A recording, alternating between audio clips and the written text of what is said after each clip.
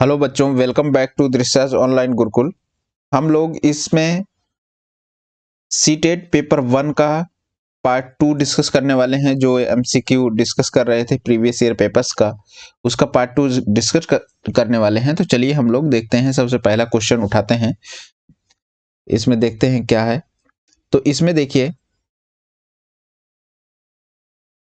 माप की अवधारणा विकसित करने हेतु अपनाए गए निम्नलिखित कार्यों को क्रम में लगाइए। माप के कॉन्सेप्ट को समझना है। उस कॉन्सेप्ट को समझने के लिए मेजरमेंट को, इस अवधारणा को एक सीक्वेंस में हमको सेट करना है, जो इन्होंने बातें कही हैं। चलिए देखते हैं। पहला क्या है?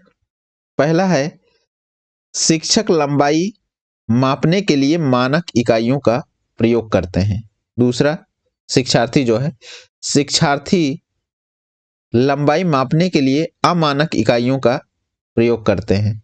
फिर सी क्या है?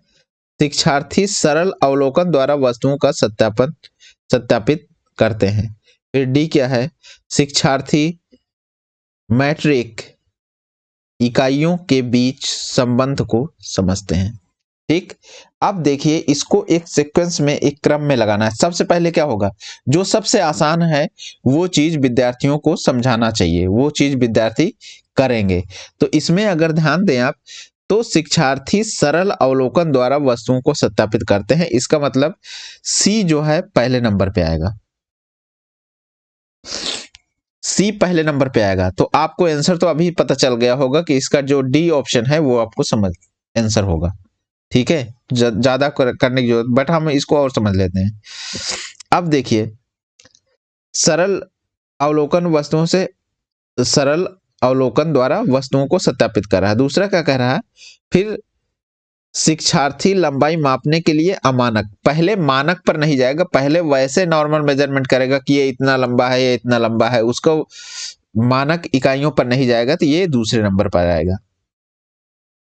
ठीक है, अब दूसरे नंबर पर आ गया तो उसके बाद फिर जाएगा मानक इकाइयों पर, तो ये तीसरे नंबर पर आ गया।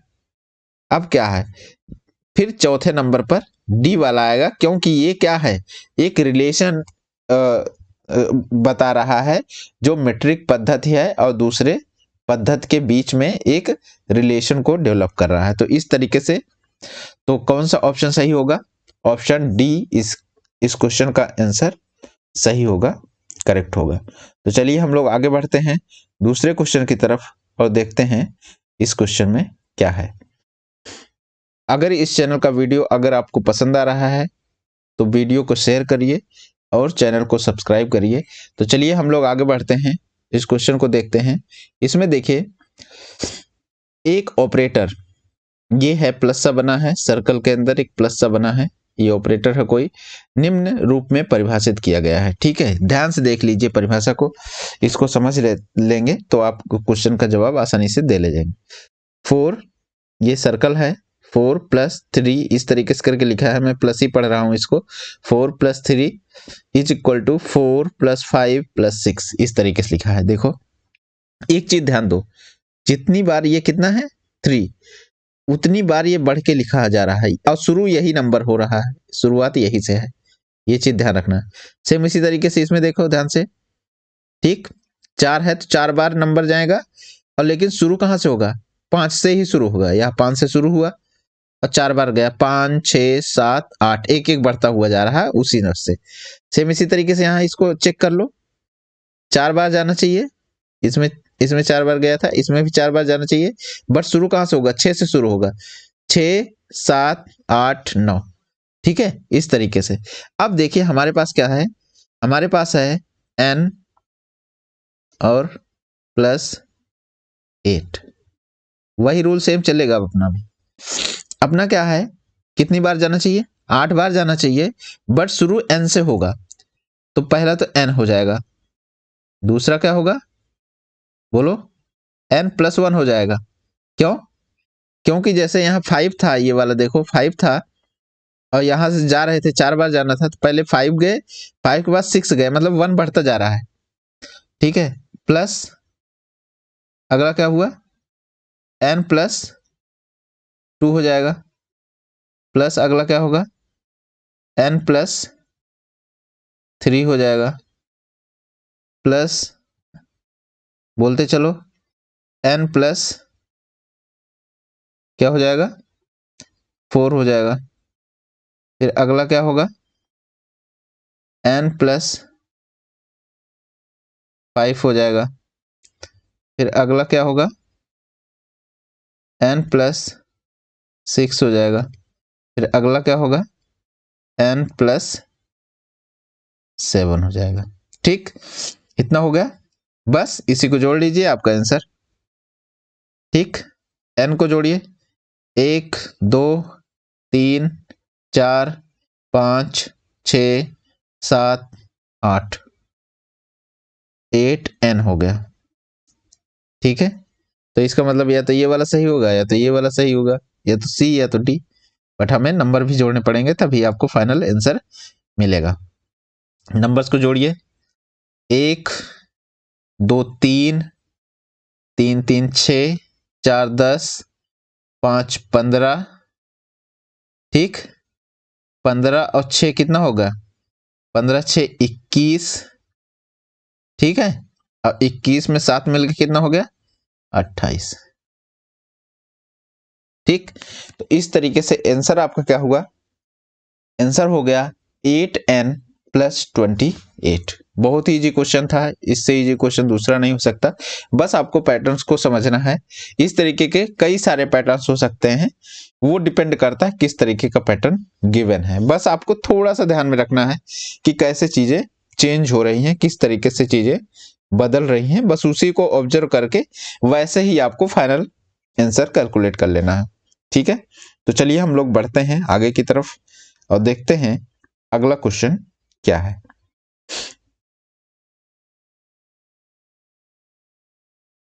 तो देखिए इस क्वेश्चन में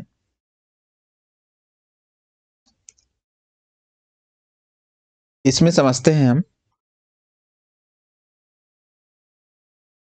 बच्चे के पर्यावरण में जो वस्तुएं लुढ़कती या फिसलती हैं उन पर कक्षा में चर्चा शुरू करो। ठीक है, जो वस्तुएं क्या है, लुढ़कती हैं या फिसलती हैं। बच्चों को उनके आकार देखने में और यह समझने में कि कैसे कुछ वस्तुएं लुढ़कती हैं और कुछ फिसलती हैं सहायता करो। ठीक है, ये चीज हमको समझाना है बच्चों को कि कैसे कोई वस्तुएं लुढ़क रही हैं, कैसे कोई सरक रही है, और उसके बारे में हमको उनको बताना भी है कि किस तरीके से ये चीजें हो रही हैं। ठीक है, तो अब देखिए इसमें क्या है,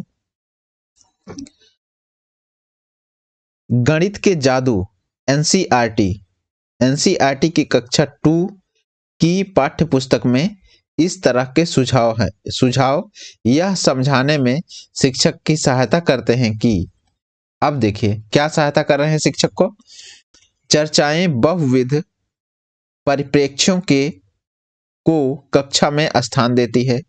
चर्चा करना गणित की कक्षा के लिए सर्वश्रेष्ठ युक्ति है। आसपास की चीजों के बारे में बच्चों का ध्यान आकर्षित करना शिक्षक के लिए अनिवार्य है। निर्दर्शन से संपूरित चर्चाएं विद्यार्थी को संकल्पनाओं को बेहतर तरीके से समझने में सहायता करती है। ठीक है, तो इस तरीके से क्या होता है कि अगर हम उनको कोई ऐसी चीज का एग्जाम्पल लेके समझाएं, ठीक है, जो वो फील कर सकें, जो वो देख सकें, जो वो समझ सकें आसानी से, तो वो ज्यादा अच्छे से उन्हें समझ में आता है। तो इसलिए इसका डी जो ऑप्शन है वो बेस्ट ऑप्शन है, क्योंकि इसमें क्या हो रहा है, निर्दर्शन से संपूरित चर्चाएं विद्यार्थियों को कॉन्सेप्ट को बेहतर तरीके से समझने में उनकी सहायता करेंगी। तो इस तरीके से इसका ऑप्शन डी जो है करेक्ट होगा। तो चलिए हम लोग आगे बढ़ते हैं और देखते हैं अगला क्वेश्चन क्या है। हाँ, तो चलिए इन क्वेश्चन को देखते हैं हम लोग। नेक्स्ट इस क्वेश्चन को इसमें समझते हैं, एक अच्छा गणितज्ञ होने के लिए जरूरी है, क्या जरूरी है, सवालों के उत्तर देने की तकनीक में निपुणता, अधिकतर सूत्रों को याद करना, बहुत जल्दी सवालों को हल करना, सभी अवधारणाओं को समझना, लागू करना और उनमें संबंध बनाना। तो ऑप्शन कौन सा सही है? ऑप्शन डी सही है कि आपको कॉन्सेप्ट को समझना चाहिए, कॉन्सेप्ट को लागू करना आना चाहिए और उसमें क्या कोरिलेशन है, क्या संबंध है आपस में, वो चीज आपको अच्छे से समझ में आना चाहिए, तभी आप अच्छे गणितज्ञ माने जाएंगे। ठीक है, तो इसका ऑप्शन जो सही है वो ऑप्शन कौन सा सही है? Option D. आगे हम लोग बढ़ते हैं और देखते हैं ये क्या है। इस क्वेश्चन में देखिए, कुछ आमों का भार 2 किलो 600 ग्राम है तथा कुछ सेबों का भार 1 किलो 450 ग्राम है। तो आमों का भार सेबों के भार से कितना अधिक है? आमों का भार जो है सेबों के भार से कितना अधिक है, ये चीज बताना है। तो आम कितना है? आम है आपका 2 kg और 600 ग्राम। ठीक है, ये तो आम हो गया। सेब कितना है?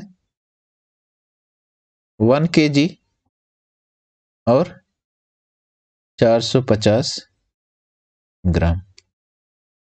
ठीक, तो क्या कह रहा है इसमें? सिंपल यही कह रहा है कि आमों का भार सेब से कितना अधिक है। तो आम ये है, आम ये है और ये सेब है। तो आम में जो है सेब को घटा दीजिए, बस पता चल जाएगा। तो ग्राम वाला ग्राम से घटाइए, किलो वाला किलो से, या तो इस तरीके से भी घटा सकते हैं आप सिंपल, उसको किलो को जो है ग्राम में कन्वर्ट करके, क्योंकि 1 किलो बराबर 1000 ग्राम करके हम सिंपल ऐसे ही कर रहे हैं फिलहाल। तो इसमें देखिए 0, यहाँ 5, ठीक है 10 हो गया, 10 में से 5 गए 5, यहाँ 5 में से 4 गए 1, 150 ग्राम हो गया। और किलो में से 2 किलो में से 1 किलो गए तो कितना बचा? 1 किलो। ये 7 नहीं है, 1 है। तो 1 kg 150 ग्राम जो है सेब अधिक है। सेब नहीं अधिक है बल्कि आम ज्यादा है। ठीक है, तो 1 किलोग्राम और 150 ग्राम। ठीक, 1 kg 150 ग्राम। तो इसका आंसर कौन सा है? आंसर सी इसका करेक्ट ऑप्शन होगा। बहुत ही इजी है, इस तरह के क्वेश्चन बहुत ही इजी होते हैं, बट आपको थोड़ा सा आइडिया होना चाहिए। तो चलिए हम लोग आगे बढ़ते हैं और देखते हैं अगला क्वेश्चन। हाँ, तो चलिए हम लोग इसको कंटिन्यू करते हैं, देखते हैं इसमें क्या क्वेश्चन है, क्या पूछ रहा है। तो इसमें देखिए इजी क्वेश्चन है। एनसीईआरटी की कक्षा 4 की गणित की पाठ्य पुस्तक के पाठों में इस तरह के शीर्षक हैं, जैसे कबाड़ी वाली, भोपाल की सैर, दुनिया कुछ ऐसी दिखती है, यह परिवर्तन किया गया है। क्यों किया गया है ऐसा? इस तरीके के शीर्षक क्यों हैं? पहला, कबाड़ बेचने और यात्रा के बारे में जानने के लिए। नहीं, कबाड़ बेचने से क्या मतलब है? दूसरा, पाठों में गणितीय विषय वस्तु का अनुमान लगाने हेतु और विद्यार्थियों को चुनौती देने के लिए। बिल्कुल नहीं, ये भी नहीं हो सकता, क्योंकि विद्यार्थियों को चुनौती देना कोई रीजन नहीं है। अलग सा समझाने के लिए, ये भी नहीं कोई रीजन है। थर्ड, फोर्थ अगर आप देखें, दैनिक जीवन से जोड़ते हुए उन्हें रोचक बनाने के लिए, ये बेस्ट ऑप्शन इस क्वेश्चन का है। क्वेश्चन पढ़ के, एक्चुअली क्वेश्चन पढ़ के, ऑप्शन पढ़ के आपको समझ में आ जाएंगी बहुत ज्यादातर चीजें, आप खुद अपने आप ही समझ जाएंगे कि इसका आंसर क्या होगा। बट ये ध्यान में रखना है कि आपको एक पॉजिटिव आंसर होगा जिससे बच्चे के डेवलपमेंट की बात हो। बच्चे को किसी भी तरीके से हतोत्साहित नहीं होना चाहिए, किसी भी तरीके से बच्चे पर निगेटिव इफेक्ट नहीं पड़ना चाहिए, ये चीज आपको ध्यान में रखना है। ठीक है, तो चलिए हम लोग आगे बढ़ते हैं और अगला क्वेश्चन देखते हैं कि अगला क्वेश्चन क्या है। देखिए, तो ये है अगला क्वेश्चन। इस क्वेश्चन में देखिए, इसमें क्या है, इन दिनों में दाम बढ़ने शुरू हो रहे हैं, निम्न में से कौन सा ग्राफ इस स्थिति को निरूपित करता है। क्या हो रहा है, दाम बढ़ रहे हैं, कीमत जो है बढ़ रही है, तो कौन सा ग्राफ जो है रिप्रेजेंट करेगा। ठीक है, तो एक चीज देखिए, पहला ग्राफ अगर हम देखें तो ये है, तो है कीमत आपकी, ये कीमत गिवन है, ठीक है, ये कीमत है और ये टाइम है। तो इधर जब जा रहे हो आप तो कीमत घट रही है, देख रहे हो कीमत घट रही है, तो ये तो गलत हो गया। इसमें देखो, इस वाले में, सी वाले में भी अगर देख रहे हो, समय की तरफ अगर जा रहे हो तो कीमत क्या हो रही, धीरे धीरे ये भी घट रही है, तो ये भी रॉन्ग हो गया, क्योंकि कीमत आपकी क्या होगा, दाम बढ़ रहे हैं मतलब कीमत बढ़नी चाहिए। ठीक है, अगर बी में देखो, इसमें देखो तो शुरू में तो बढ़ रही है कीमत, बट एक समय के बाद कीमत घटना शुरू हो गई, तो ये भी रॉन्ग हो गया। इस वाले में देखो, डी वाला जो ऑप्शन है, डी वाले में देखो, समय के साथ क्या हो रहा है, कीमत आपकी बढ़ती ही जा रही है, ठीक है, घट नहीं रही है। तो आपका ऑप्शन कौन सा सही होगा, option D is the correct option. ठीक है, तो आगे बढ़ते हैं हम लोग, देखते हैं अगला क्वेश्चन। अगला क्वेश्चन क्या है, देखिए इस क्वेश्चन को देखिए,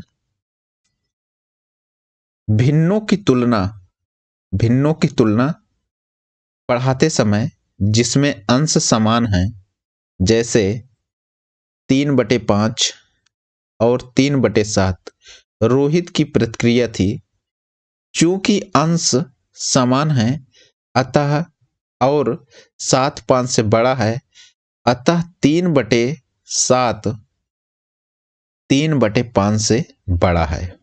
ठीक है, ये रोहित सोच कह रहा है। तो देखो, रोहित ने, इसका मतलब क्या हुआ, इसका मतलब क्या हुआ, ये चीज समझ लेते हैं। रोहित ने अच्छी तरह अभ्यास नहीं किया है, ये रॉन्ग है। अभ्यास से मतलब लेना देना नहीं है। रोहित को विभिन्न परिणाम की समझ नहीं है, ये भी रॉन्ग।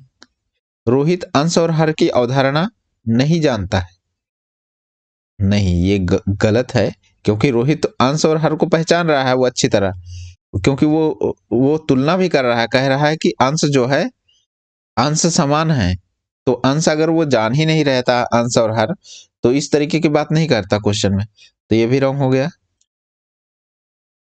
लेकिन डी अगर आप देखिए तो रोहित तुल्य भिन्नों की अवधारणा नहीं जानता है।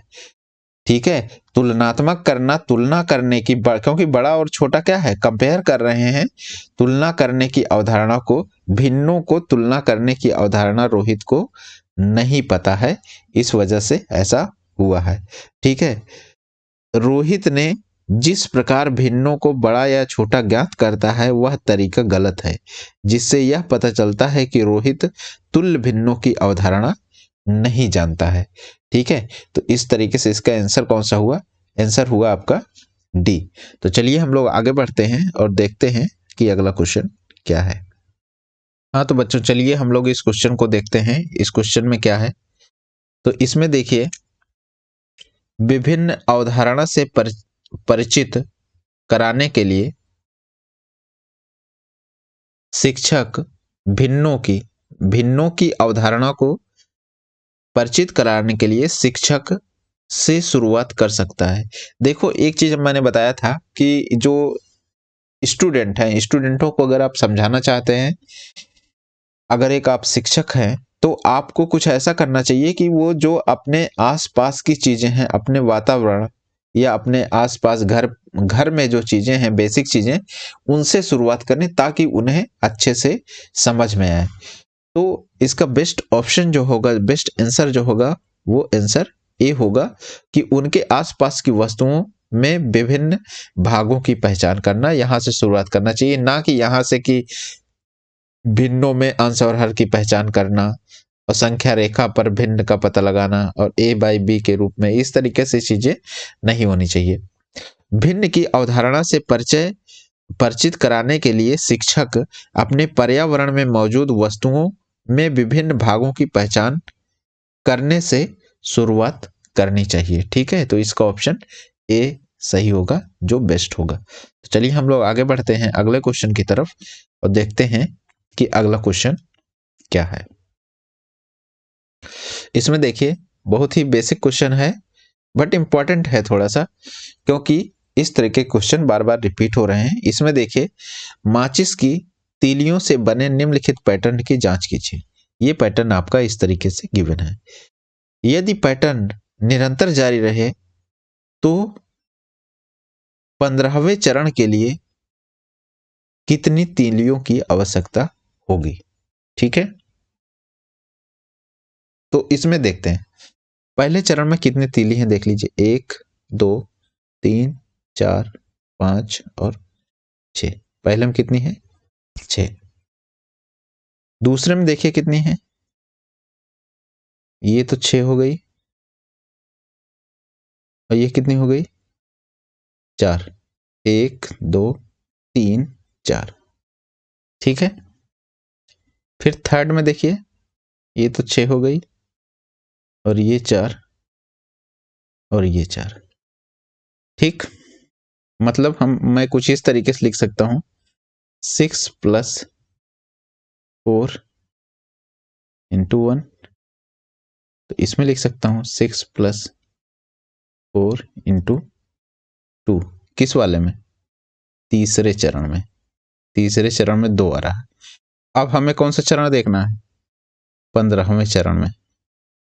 अगर 15वें चरण का मैं लिखूंगा तो 6 + क्या लिखूंगा, 4 × जब तीसरा चरण था 2 लिख रहा था, जब 15वां चरण है तो क्या मैं लिखूंगा, 14 लिखूंगा।